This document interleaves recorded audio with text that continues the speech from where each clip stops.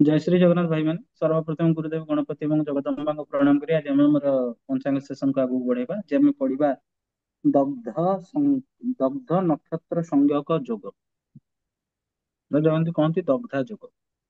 ଏଇ ଏଇ ସବୁ ଜିନିଷରେ ଅ, ଏଇ ସବୁ ଦଗ୍ଧା ଯୋଗରେ କୌଣସି ଶୁଭ କାମ କରାଯାଏ ନାହିଁ। ତେଣୁ ଚାଲନ୍ତୁ ଆମେ ଜାଣିବା ଯେ କଣ ଆକ୍ଚୁଆଲି ସେଇଟା ଦଗ୍ଧ ସଂଯୋଗ ଯୋଗ।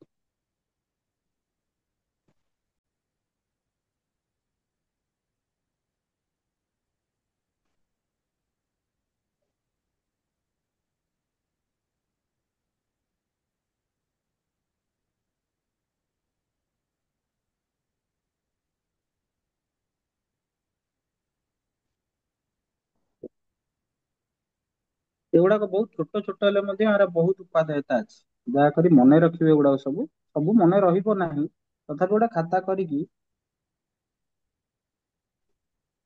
ଏଗୁଡାକ ଲେଖିକିନା ରଖିବେ।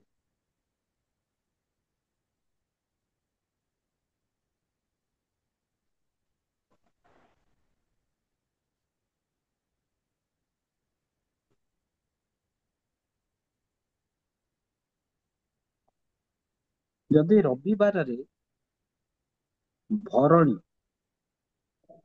ଯାହାର ଅନ୍ୟ ନାମ ହଉଛି ଦ୍ୱିଜା ନକ୍ଷତ୍ର ପଡିଲା, ତାହେଲେ ସେଠି ହେଇଯିବ ଦଗ୍ଧ ନକ୍ଷତ୍ର ସଂଯୋଗ ଯୋଗ। ଠିକ ଅଛି।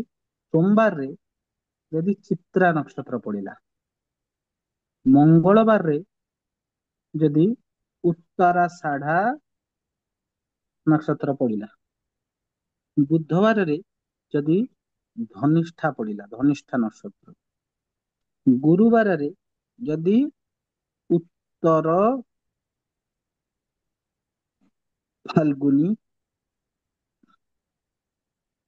ନକ୍ଷତ୍ର ପଡିଲା, ଶୁକ୍ରବାରରେ ଯଦି ଜ୍ୟେଷ୍ଠା ନକ୍ଷତ୍ର ପଡିଲା ଏବଂ ଶନିବାରରେ ଯଦି ରେବତୀ ନକ୍ଷତ୍ର ପଡିଲା, ତାହେଲେ ଏଇ ନକ୍ଷତ୍ର ଗୁଡିକ ଯଦି ଏଇ ବାରରେ ପଡେ ତାହେଲେ ତାହେଲେ ତାକୁ କୁହାଯିବ ଦଗ୍ଧ ନକ୍ଷତ୍ର ସଂଯୋଗ ଯୋଗ।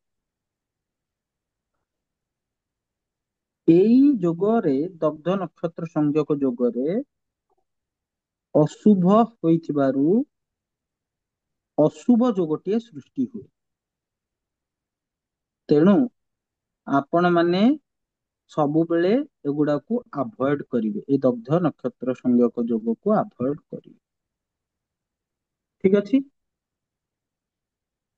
ତେବେ ଆଜିର ସେସନରେ ଆମେ ଜାଣିଲେ ଦଗ୍ଧ ନକ୍ଷତ୍ର ସଂଯୋଗ ଯୋଗ ବିଷୟ। ଆଜିର ସେସନ ପାଇଁ ଏତିକି। ସମସ୍ତଙ୍କୁ ଜୟ ଶ୍ରୀ ଜଗନ୍ନାଥ।